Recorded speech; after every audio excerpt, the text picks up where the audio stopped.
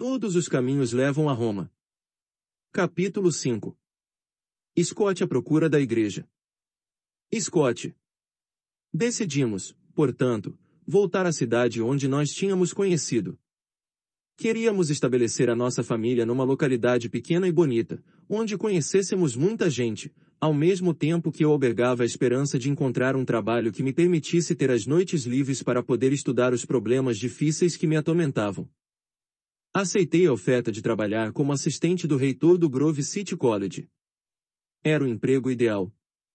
Trabalhava das 9 às 5 na administração, e ensinava a tempo parcial como professor convidado no departamento de teologia, dando uma matéria por semestre. Com isso, tinha as noites livres para estudar. Um dos meus antigos professores perguntou-me por que razão estávamos de volta à cidade. Tinham-me dito que tinha sido pastor de uma próspera igreja na Virgínia e que ensinava também no seminário local. Estava desconcertado com a nossa mudança. Insinuei-lhe que a vida nos arredores do Distrito de Colômbia era muito agitada. Queríamos dedicar-nos mais à família. Não podia dar-lhe todas as razões, pois nem eu próprio as conhecia com certeza. Pouco depois da mudança, durante uma visita aos meus sogros em Cincinnati, descobri uma livraria de livros usados que tinha adquirido a biblioteca de um defunto sacerdote católico, reconhecido especialista em Sagrada Escritura. Ao longo dos 2 anos seguintes, fui saindo daquela livraria com quase 30 caixas dos seus livros de teologia. Comecei a devorá-los, lendo 5, 6 e às vezes mesmo 7 horas por noite. Cheguei a examinar pelo menos 200 livros. Pela primeira vez estava em contato com o catolicismo nas suas próprias fontes, por assim dizer. Às vezes, à noite, brincava com Kimberly do que eu chamava adivinha quem é o teólogo. Numa ocasião li um texto do Concílio Vaticano II, e perguntei-lhe: quem escreveu isto? É parecido com os sermões que você fazia na Virgínia. Disse ela. Não imagina como tenho saudades de ouvi-lo pregar. Isto não é meu. É do Vaticano II. Acredita. Não me interessa nada disso. Foi a sua única resposta.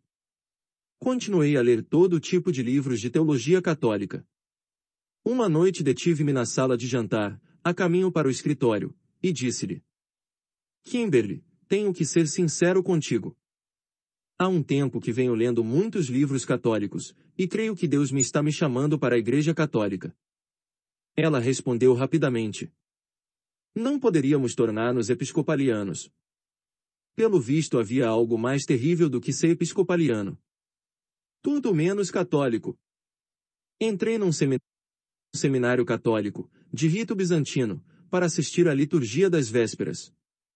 Não era uma missa, era apenas um ofício de oração, com todas as reverências, incenso e ícones, odores e sinos. Ao terminar, um seminarista me perguntou: o que é que você achou? Só consegui murmurar: agora já sei para que é que Deus me deu um corpo, para adorar o Senhor com o seu povo na liturgia. Voltei para casa procurando e pedindo insistentemente a ajuda de Deus. Ainda tinha esperança de encontrar algum defeito grave que me dissuadisse de me lançar ao Tibre, ou de me tornar um papista, como costumávamos dizer. Comecei então a interessar-me pela religião ortodoxa. Fui falar com Peter Gilquistes, um evangélico convertido à Igreja Ortodoxa de Antioquia, para saber por que é que ele tinha preferido a Igreja Ortodoxa Católica. As suas razões reforçaram a minha impressão de que o protestantismo estava errado, mas, ao mesmo tempo, achei a sua defesa da Igreja Ortodoxa como superior à católica insatisfatória e superficial. Depois de um profundo exame, dei-me conta que as diversas igrejas ortodoxas estavam irremediavelmente divididas, como acontecia com os protestantes, com a diferença de que os ortodoxos se encontravam divididos por nacionalismos étnicos. Havia grupos ortodoxos que se autodenominavam gregos, russos, romenos, búlgaros, húngaros, sérvios, etc. Coexistiram durante séculos, mas mais como uma família de irmãos que perderam o pai.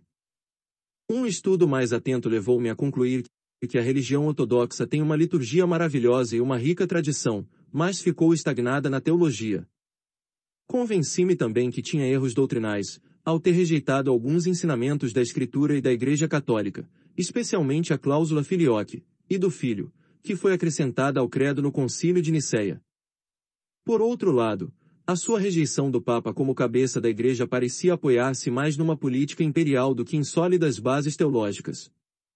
Isso ajudou-me a entender a razão pela qual, ao longo da sua história, os ortodoxos tendem a exaltar mais a figura do imperador e do Estado do que a do bispo e da Igreja, o que também se conhece como cesaropapismo. Veio-me à cabeça que a Rússia sofreu as consequências desta perspectiva ortodoxa ao longo do século XX. Desde a época do seminário, mantinha frequentes e longas conversas telefônicas com o meu velho amigo de Gordon Convel, Gerry Matatix. Tínhamos grande afinidade espiritual e ele amava a Bíblia tanto como eu e odiava a Igreja Católica ainda mais do que eu. Naquela época era pastor de uma igreja presbiteriana em Harrisburg. Ambos partilhávamos a convicção de que a Igreja Católica era completamente diferente de certas denominações protestantes, como os metodistas, os luteranos ou a Assembleia de Deus, que estavam, a nosso ver, um pouco desviadas num ou noutro ponto da doutrina. Mas se a Igreja Católica estava errada, não era apenas em questões de pormenor, porque nenhuma igreja protestante sobre a terra tinha as extraordinárias e ofensivas pretensões que a Igreja Católica reivindicava como próprias. Por exemplo, os metodistas nunca mantiveram que a sua fosse a única e verdadeira igreja fundada por Jesus, nem os luteranos afirmavam ter como cabeça um papa que era o vigário infalível de Cristo sobre a terra, nem os responsáveis da Assembleia de Deus afirmavam possuir uma ininterrupta linha de sucessão que remontava ao próprio Pedro. Tal como o cardeal Newman antes de nós, Gerry e eu pensávamos que, se a Igreja Católica estava equivocada, era no mínimo diabólica. Se, pelo contrário, estava na verdade, então tinha que ter sido fundada e preservada divinamente, mas para ambos dificilmente esta era uma possibilidade séria. Para ser sincero, aterrava-me pensar o que aconteceria quando Gerry descobrisse o que eu tinha andado lendo e pensando. E como falávamos muito, calculei que seria apenas uma questão de tempo. Uma noite, finalmente, aconteceu. Estávamos conversando sobre a Escritura já fazia quase uma hora, quando de repente senti a necessidade de lhe ler um fragmento de O Espírito e as Formas do Protestantismo, do padre Louis Bolzet. Não pensava dizer-lhe o título nem o autor, nem sequer a crença religiosa. Só queria ver a sua reação. Depois de uma longa pausa, Gerry exclamou: "Puxa, Scott, isso está muito bem escrito." "De quem é?" A sua resposta deixou-me sem respiração, pois nunca pensei que gostasse. "O que faria agora?" Quase sem voz, respondi: "Louis Bolzet." "Bolzet? Nunca ouvi falar dele." "O que é?" "Anglicano." "Não. Não há problema, Scott, eu também leio autores luteranos." "Também não é luterano." "Então o que é?" "Metodista." "Não." "Então, Scott, o que é isto?" "Uma adivinha." "Deixe de brincadeiras." "É o quê?" Tapei a boca e murmurei: "Católico." Ouvi Gerry bater no telefone e dizer: "Scott, acho que tem um problema na linha e não consegui ouvir o que você falou." Balbuciei um pouco mais alto. "Disse que é católico." "Scott, realmente deve haver alguma coisa no meu telefone." "Juraria que falou que é um católico." "Foi o que disse, Gerry." "Na verdade, tenho lido muitos livros católicos. Ultimamente." Subitamente saiu tudo de golpe. "Tenho de confessar a você, Gerry, que encontrei ouro." Não sei por que é que no seminário nunca nos falaram dos pensadores e teólogos mais brilhantes dos tempos modernos, homens como Henri de Lubac, Reginald Garrigou-Lagrange, Joseph Ratzinger, Hans von Balthasar, Joseph Pepper, Jean Daniello, Christopher Dawson e Matthias Seeben. São magníficos apesar de estarem errados, são uma mina de ouro. Gerry ficou pasmado. "Calma, Scott. Mais devagar. Espera um segundo. O que é que está acontecendo?" "Gerry, preciso da sua ajuda", suspirei. "Claro que te ajudo", homem disse, "claro que te ajudo.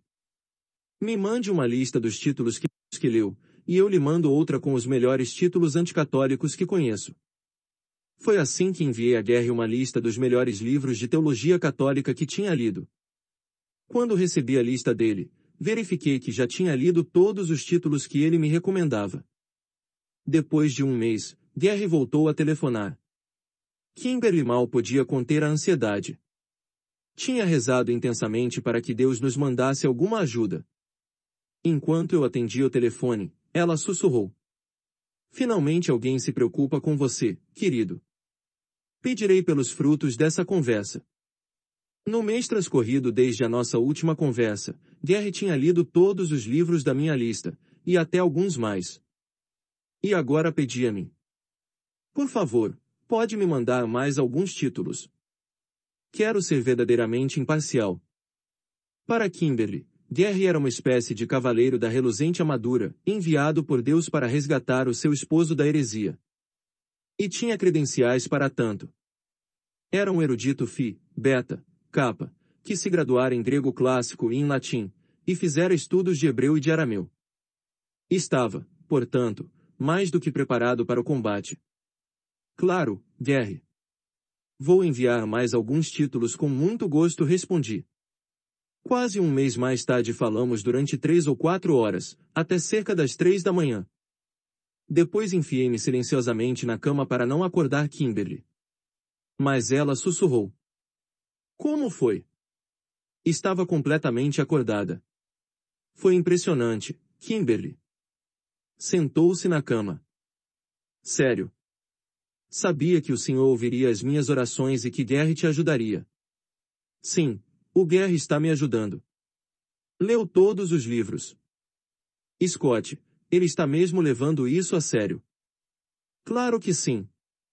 Então, o que é que ele pensa? Perguntou ela. Bom, disse que por enquanto não encontrou um único ponto da doutrina católica para o qual não se possa encontrar um suporte bíblico. Não era isto exatamente o que Kimberly esperava ouvir. O quê? Exclamou. Na escuridão ouvia enfiar-se na cama. Escondeu a cara no travesseiro. Começou a chorar. Procurei acalmá-la, mas ela exclamou. Não me toque. Sinto-me traída. Desculpa. Desculpa. Em todo caso, Gary continua estudando, por isso não perca a esperança. Gary, que supostamente iria ajudar-me, acabou por fraquejar. Começou a estudar mais a fundo a Escritura, e como consequência, descobriu todo o sentido da fé católica à luz da teologia da aliança e dos primeiros padres da Igreja.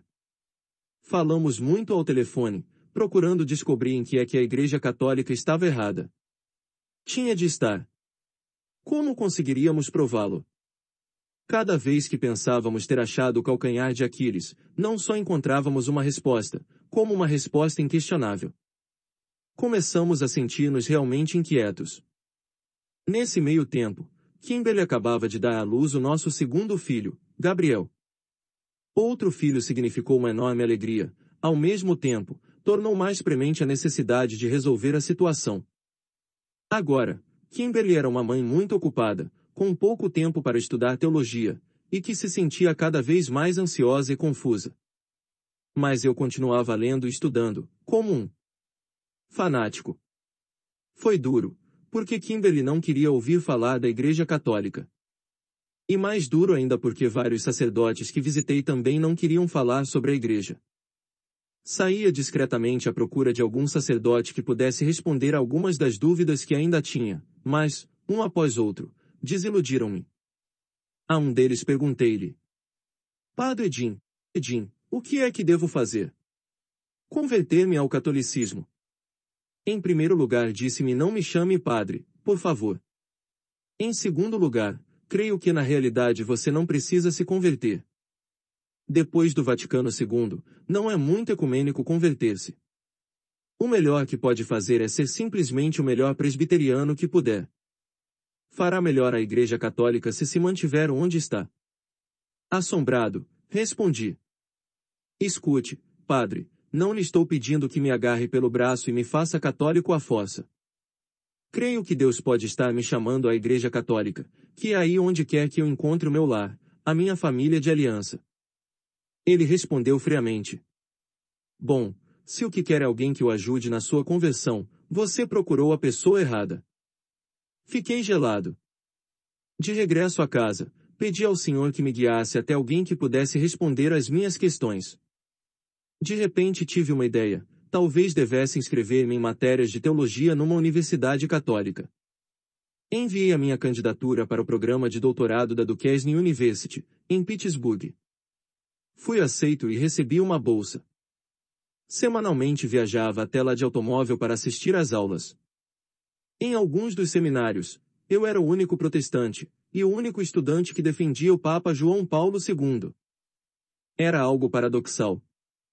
De repente me achava explicando a padres, e até a ex-padres, como certas crenças católicas tinham o seu fundamento na Bíblia, especialmente na sua teologia da aliança.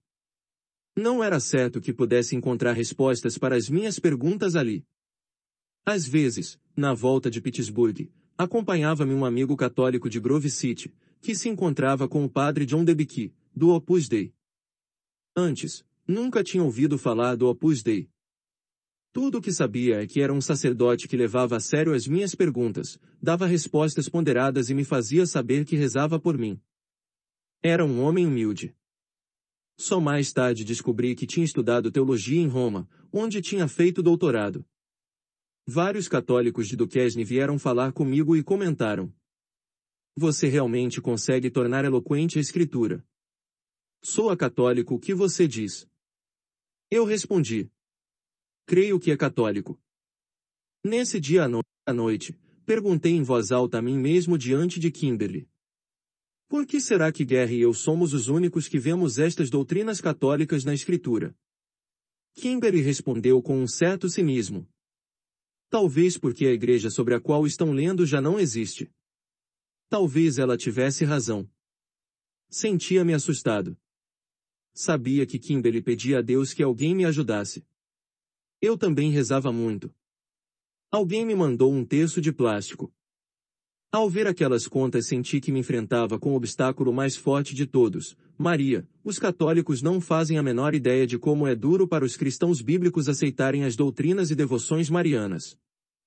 Mas eram já tantas as doutrinas da Igreja Católica que se tinham mostrado solidamente baseadas na Bíblia, que decidi dar um passo de fé neste ponto. Fechei-me no escritório e rezei silenciosamente: "Senhor, a Igreja Católica demonstrou estar na verdade em 99% dos casos. O único grande obstáculo que ainda subsiste é Maria. Peço-te perdão de antemão se o que vou fazer te ofende. Maria, se és apenas metade do que a Igreja Católica diz que és, por favor, apresenta a minha petição que parece impossível ao Senhor mediante esta oração." Rezei então pela primeira vez o terço. Voltei a rezá-lo muitas outras vezes pela mesma intenção ao longo da semana seguinte, mas depois esqueci-me do assunto. 3 meses mais tarde me dei conta de que desde o dia em que tinha começado a rezar o terço aquela situação aparentemente impossível se tinha alterado completamente. A minha petição tinha sido ouvida. Senti-me muito envergonhado pelo meu esquecimento e ingratidão. Nesse momento agradeci a Deus a sua misericórdia e voltei a utilizar o terço, que não deixei de rezar desde esse dia. É uma oração poderosa, uma arma incrível, que ilumina o escândalo da encarnação. O Senhor elegeu uma humilde virgem camponesa e elevou-a para ser aquela que daria à natureza humana sem pecado a segunda pessoa da Santíssima Trindade, para que pudesse tornar-se nosso Salvador. Pouco depois, recebi um telefonema de um velho amigo da universidade. Tinha ouvido dizer que eu andava namorando com a prostituta da Babilônia, como ele mesmo disse. Não poupou palavras. "Quer dizer que você já adora Maria, não é, Scott?" "Escute, Chris, você sabe muito bem que os católicos não adoram Maria, simplesmente a veneram." "E qual é a diferença, Scott?" "Nenhuma das duas coisas tem base bíblica." Não sabia o que dizer. De terço na mão, invoquei Maria para que me ajudasse. Revigorado, respondi: "Olhe que pode ter uma surpresa." "Ah, é? Por quê?" Comecei a dizer a primeira coisa que me veio à cabeça. "Realmente é muito simples, Chris. Simplesmente recorda 2 princípios bíblicos básicos. Primeiro, você sabe que, como homem, Jesus Cristo cumpriu à perfeição a lei de Deus, incluindo o mandamento de honrar pai e mãe. A palavra hebreia para honrar, kaboda, significa literalmente glorificar. Ou seja, que Cristo não só honrou o seu Pai Celeste, como também honrou perfeitamente a sua mãe terrena, Maria, outorgando-lhe a sua própria glória divina. O segundo princípio é ainda mais simples, a imitação de Cristo. Imitamos Cristo não só honrando as nossas próprias mães, como também honrando aqueles que ele honra, e com o mesmo tipo de honra que ele lhes dá. Seguiu-se uma longa pausa antes que Cris dissesse: "Nunca tinha ouvido as coisas apresentadas desse modo." Para ser franco, eu também não. Cris, isto é apenas um resumo do que os papas têm dito ao longo dos séculos sobre a devoção a Maria. Cris voltou ao ataque. Uma coisa são os papas, mas onde é que isso aparece na Escritura? Respondi instintivamente. Cris, Lucas 1:48 diz: "De agora em diante, todas as gerações me chamarão bem-aventurada." É isso que faz o terço, cumprir a Escritura. Seguiu-se outra longa pausa, antes de Cris mudar rapidamente de tema. A partir de então, senti que a recitação do terço me ajudava a aprofundar na minha própria compreensão da Bíblia. A chave era, obviamente, a meditação dos 15 mistérios, mas também me dei conta de que a própria oração confere uma certa perspicácia teológica para considerar todos os mistérios da nossa fé de acordo com algo que ultrapassa muito, mas não se opõe à capacidade racional do intelecto. É o que alguns teólogos designaram como a lógica do amor. Descobri pela primeira vez essa lógica do amor ao contemplar a Sagrada Família em Nazaré, modelo de todo o lar. A Sagrada Família, por sua vez, apontava para a aliança, e em última instância, para a própria vida íntima de Deus como eterna Sagrada Família, o Pai, o Filho e o Espírito Santo. Esta belíssima e convincente visão começou a encher o meu coração e a minha mente, mas não estava ainda muito certo de poder identificar a Igreja Católica como a expressão terrena da família da aliança de Deus. Para chegar até lá precisava de muito mais oração e estudo. Durante essa etapa, Guerra e eu continuamos com as nossas conversas telefônicas. Um dia convidou-me a acompanhá-lo a um encontro com um dos nossos mais brilhantes mestres, o Dr. John Gerstner, um teólogo calvinista formado em Harvard e de fortes convicções anticatólicas. Guerra tinha-lhe comentado que estávamos estudando com muita seriedade as afirmações da Igreja Católica, pelo que ele estava mais do que disposto a encontrar-se conosco e a responder às nossas questões. Guerra organizou o encontro. Devíamos levar o Novo Testamento em grego, a Bíblia em hebreu, os textos dos concílios em latim e tudo o mais que quiséssemos, e devíamos estar preparados para debater qualquer questão, especialmente o tema da sola fides. Ficamos de nos encontrar os três para jantar no York Steakhouse, próximo da casa de Guerra, em Harrisburg. Isso significava que o Dr. Gerstner e eu viajaríamos juntos durante várias horas, tanto na ida como na volta. Sentia-me entusiasmado e nervoso ao pensar que teria a oportunidade de falar com um especialista tão erudito e devoto. Já durante a viagem, Dr. Gerstner e eu tivemos 4 horas de intensa discussão teológica. Comecei a tirar toda a reserva de argumentos que tinha preparado, todos sobre a Igreja Católica como ponto culminante da história da salvação no Antigo Testamento, e como materialização da Nova Aliança. Dr. Gerstner ouviu-me com atenção e respondeu a cada ponto com interesse e respeito. Parecia contemplar os meus argumentos como algo inovador, mas ao mesmo tempo insistia em que não justificavam por si só que alguém mudasse para a Igreja Católica, a que ele chamava a Sinagoga de Satanás. A certa altura, perguntou-me: "Scott, que suporte bíblico encontra você para o Papa?" Dr. Gerstner, o senhor recorda como o Evangelho de Mateus enfatiza o papel de Jesus como filho de David e rei de Israel, enviado pelo Pai para inaugurar o reino dos céus. Creio que Mateus 16, 17, 19 nos mostra como Jesus estabeleceu esse reino. Deu a Simão 3 coisas: primeiro, um novo nome, Pedro, ou Pedra; segundo, o seu compromisso de edificar a sua igreja sobre Pedro, e, terceiro, as chaves do reino dos céus. É este terceiro aspecto que me parece mais interessante. Quando Jesus fala das chaves do reino, está se referindo a um importante texto do Antigo Testamento, Isaías 22, 20, 22, onde Ezequias, o herdeiro do trono real de David e rei de Israel nos tempos de Isaías, substitui o seu velho primeiro-ministro, Shebna, por um novo, chamado-lhe assim. Qualquer pessoa podia dizer qual dos membros do gabinete real era o novo primeiro-ministro, pois tinham-lhe sido entregues as chaves do reino. Ao confiar a Pedro as chaves do reino, Jesus estabelece o cargo de primeiro-ministro para administrar a igreja como o seu reino na terra. Portanto, as chaves são um símbolo da missão e do primado de Pedro, para ser transmitido ao seu sucessor. Assim foi sendo transmitido ao longo das épocas. É um argumento muito engenhoso, Scott replicou. E como o refutamos nós, os protestantes? Bom, não creio tê-lo ouvido antes. Teria que pensar sobre isso um pouco mais. Continua com os outros argumentos. Prossegui então descrevendo como a família da aliança era o princípio central ou a ideia-chave da fé católica. Explica Maria como nossa mãe, o Papa como nosso pai, os santos como nossos irmãos e irmãs, e as celebrações e dias de festa como festas de aniversário.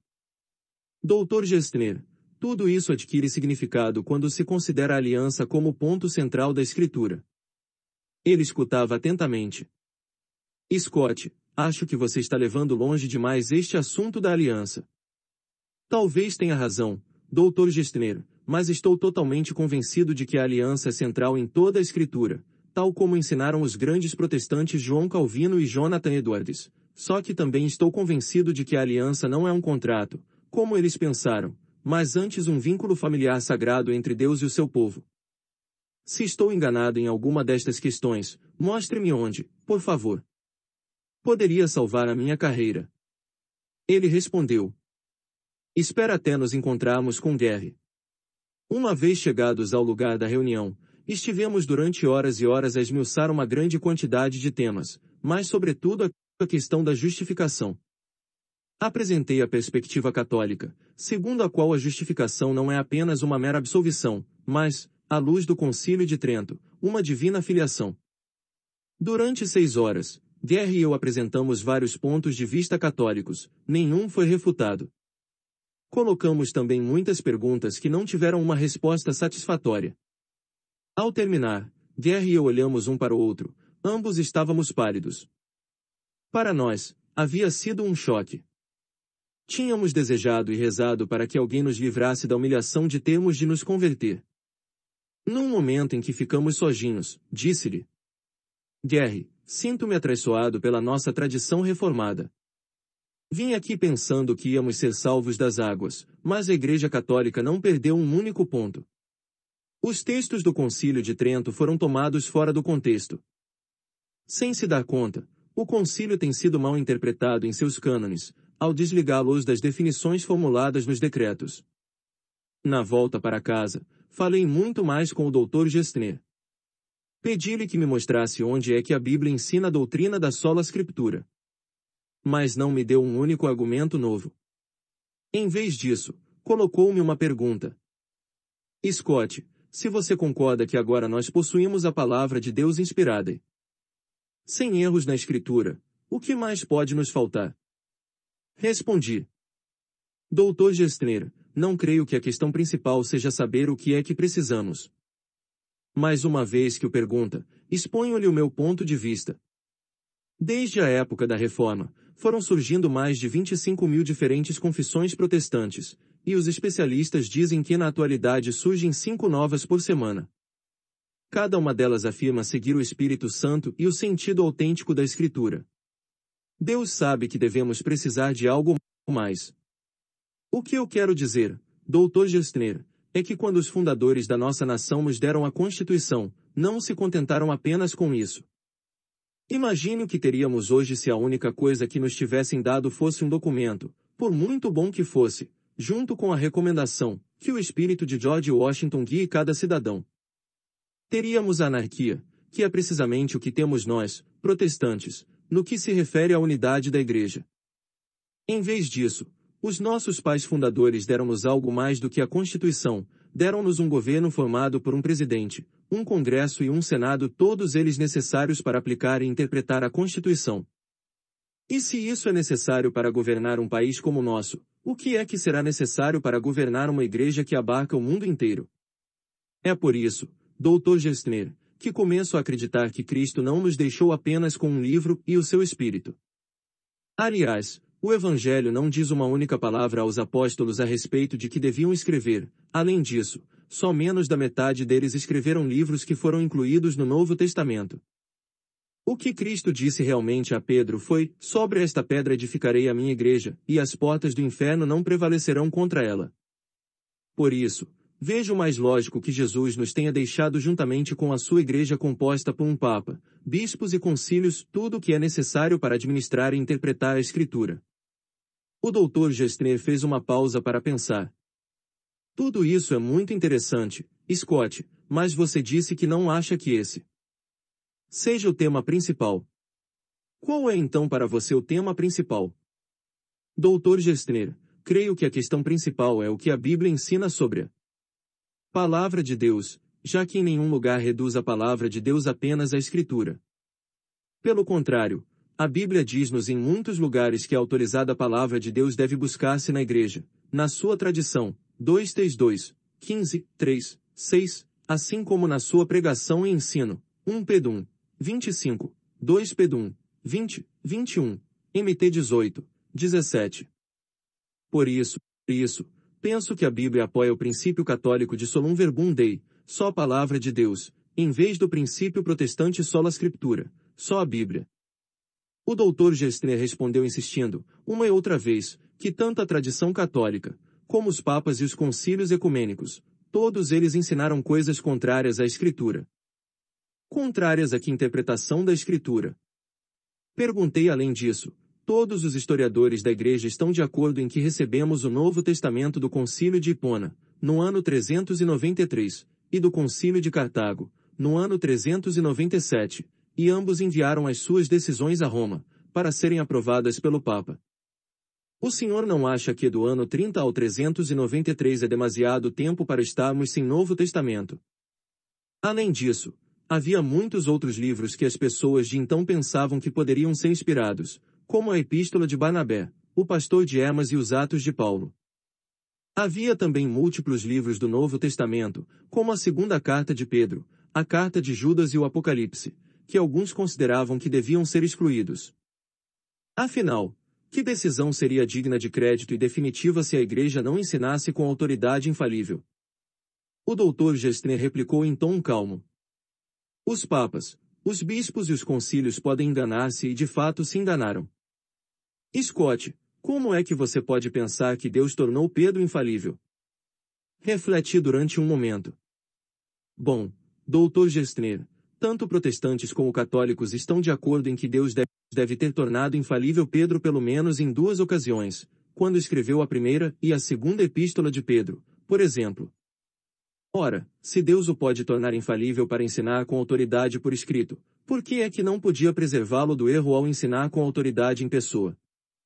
Do mesmo modo, se Deus pode fazer isso com Pedro e com os outros apóstolos que escreveram a Escritura, por que não podia fazer o mesmo com os seus sucessores, especialmente ao prever a anarquia a que se chegaria se não o fizesse?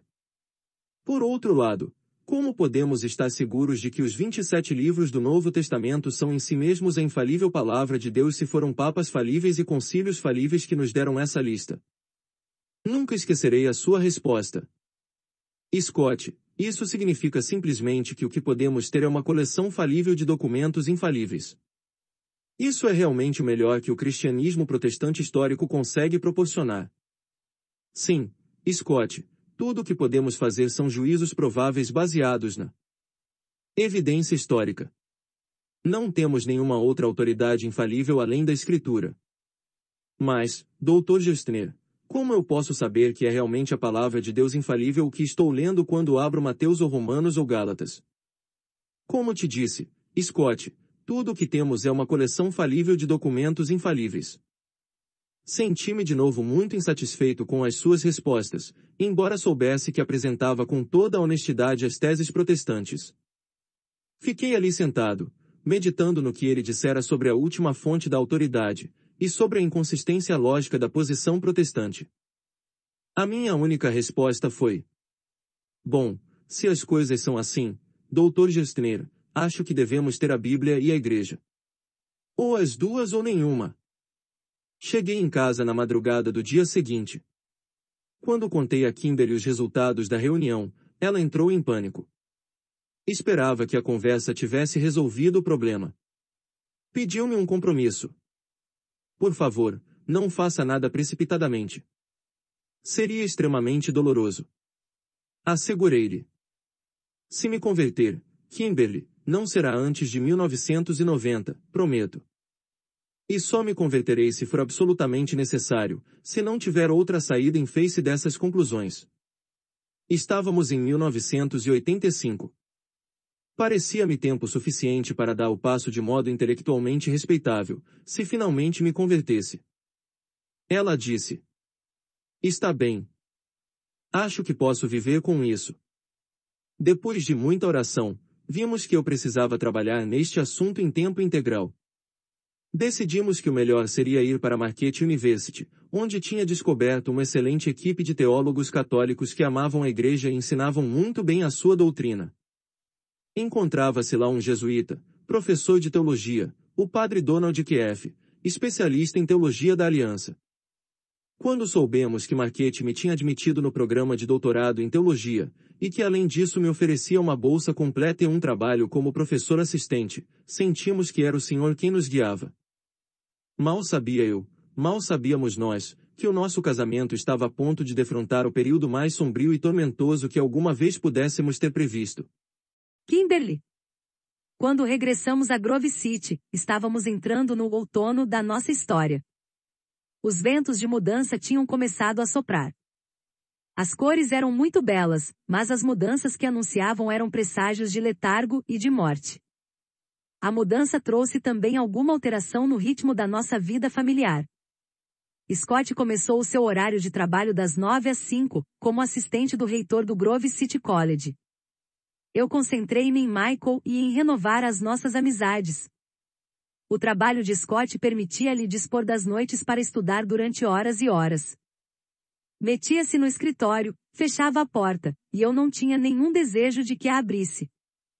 Não estava interessada em saber o que é que andava lendo. Enquanto ele conservasse a porta fechada, tudo para mim estava em ordem. Realmente começávamos a ter diferentes convicções, por um lado porque eu estava muito ocupada, e grávida do nosso segundo filho, e por outro, porque não me interessava o que Scott fazia. Tinha a certeza de que ele estava se afastando para uma margem, mas que por fim voltaria atrás. O importante para mim era manter-me firme. Uma noite acordou-me, entusiasmado com um pensamento. Kimberly, você se dá conta de que estamos rodeados aqui neste mesmo momento por Maria, os santos e um sem número de anjos?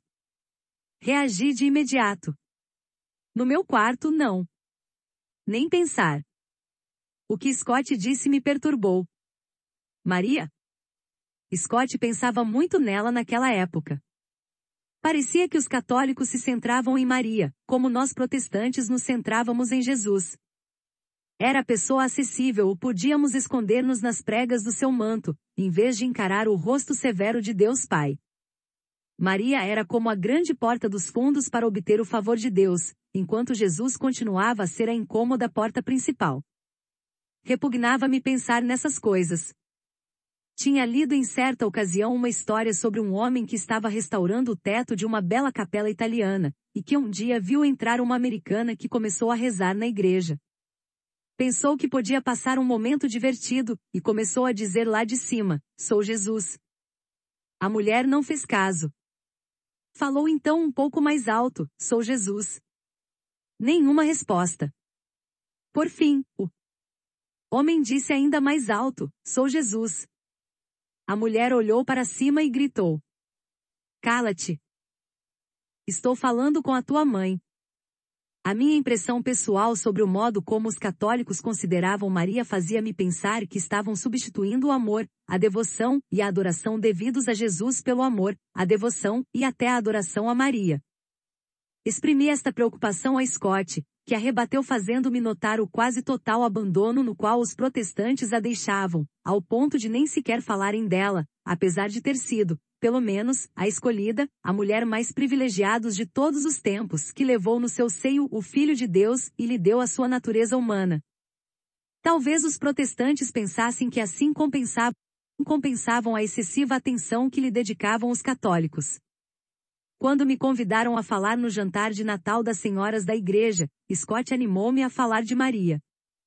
Preparei então um estudo sobre Maria, como mulher de Deus, sem expor nenhum dos conceitos católicos sobre ela, nos quais ainda não acreditava. Disse-lhes que não tivessem medo de honrá-la como a mãe de Nosso Senhor, pois Jesus era ao mesmo tempo Filho de Deus e Filho de Maria. Assim que acabei a palestra, as duas esposas dos pastores cantaram What Child Is This, mudando propositadamente as últimas palavras da estrofe, em vez de o bebê, o filho de Maria, cantaram o bebê, o Filho de Deus, porque, pouco antes do jantar, um dos pastores tinha expressado a sua preocupação de que a letra original exagerasse a honra atribuída a Maria. Que belo exemplo para ilustrar a minha palestra! Recordei uma aula no seminário em que o Dr. Nicole disse que um concílio ecumênico tinha definido Maria como Theotokos, Mãe de Deus. A princípio aquilo nos ofendeu, ela não tinha criado Deus. Mas ele esclareceu rapidamente o sentido desta afirmação. Era necessário para a nossa salvação que Jesus fosse tão plenamente humano como plenamente divino, duas naturezas numa só pessoa, a de Deus Filho. Portanto, dado que Maria é a fonte da sua natureza humana, ela é a mãe de Jesus, e dado que Jesus é Deus, ela é a mãe de Deus. Não havia, portanto, razão para nos escandalizarmos com esta verdade, insistia o Dr. Nicole, já que era a garantia da nossa salvação.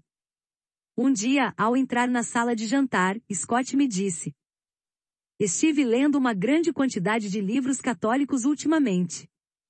Talvez Deus esteja me chamando para a Igreja Católica. Não poderíamos ser episcopalianos?"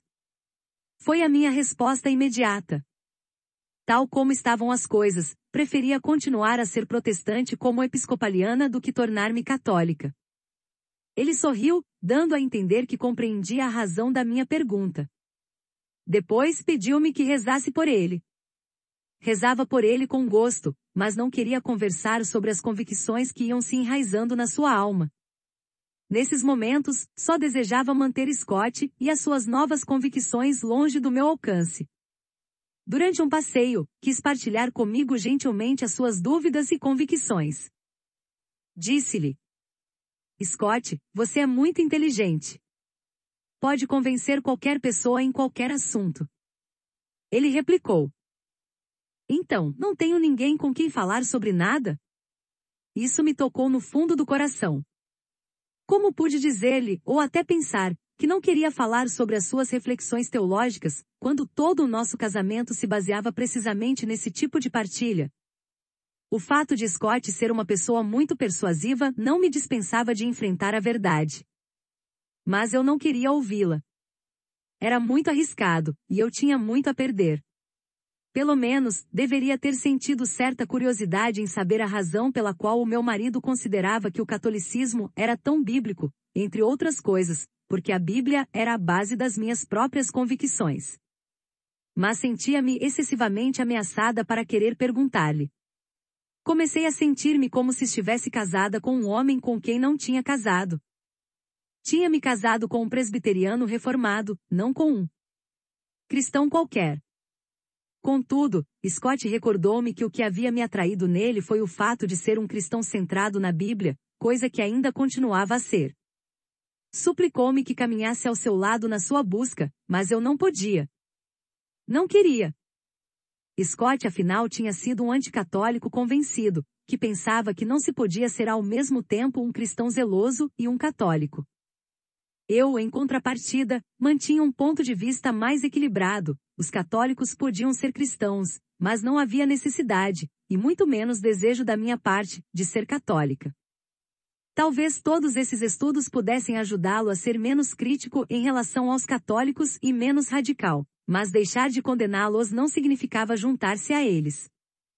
Scott sentia que andava à procura da Mãe Igreja, e que talvez a tivesse encontrado no catolicismo.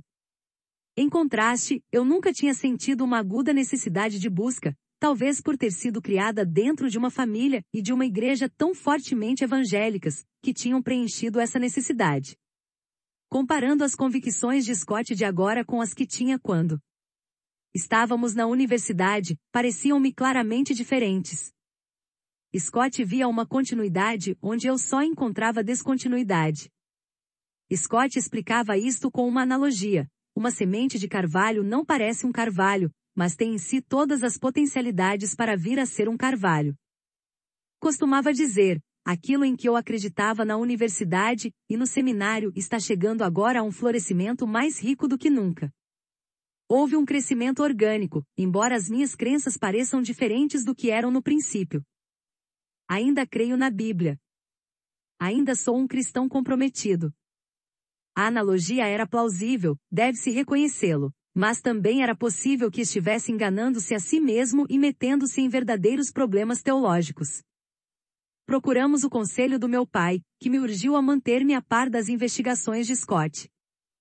Mesmo que não quisesse dedicar-me a esse estudo, em nada nos ajudaria a ir crescendo a ritmos desiguais. Por fim, aceitei ler um livro, A Fé dos Nossos Pais, do cardeal Gibbons. Era um livro simples, mas com muita lógica, e isso me incomodou. O catolicismo não podia ser tão claro. Senti-me tão contrariada que joguei o livro para o outro lado da sala, coisa que nunca tinha feito antes. Não, pensei, vou limitar-me a esperar que Scott encontre por si mesmo o caminho de regresso à verdade. Tenho um master em teologia. Será que preciso começar a aprender tudo outra vez, voltar às primeiras letras da teologia? Tinha uma vida muito ocupada para fazer isso. O salmista expressa os sentimentos que me embargavam então, SL 69, 14, 17. Quanto a mim, Senhor, a minha oração sobe até vós. No tempo propício. Respondei-me, Senhor, pela grandeza do vosso amor. Com a fidelidade do vosso auxílio. Tirai-me do lodo para que me não afunde. Respondei-me, Senhor, porque o vosso amor é bondade.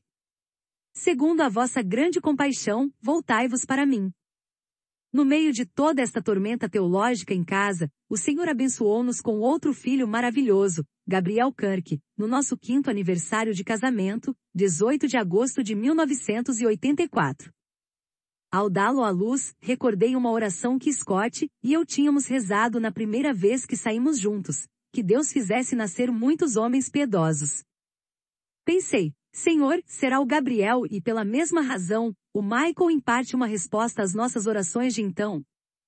É sem dúvida uma maneira lenta de fazer discípulos, mas, por favor, ajuda-nos a criá-los de forma que sejam homens piedosos e entregues a ti. O primeiro ano de vida de Gabriel foi bastante agitado. Além de cuidar dos nossos 2 filhos, muitas outras atividades interessantes consumiam o tempo que eu poderia ter dedicado a estudar e a resolver os problemas entre mim e Scott. Dirigia 3 estudos bíblicos, presidia o grupo local a favor da vida, e ajudava a recrutar advogados pró-vida no campus do Grove City College.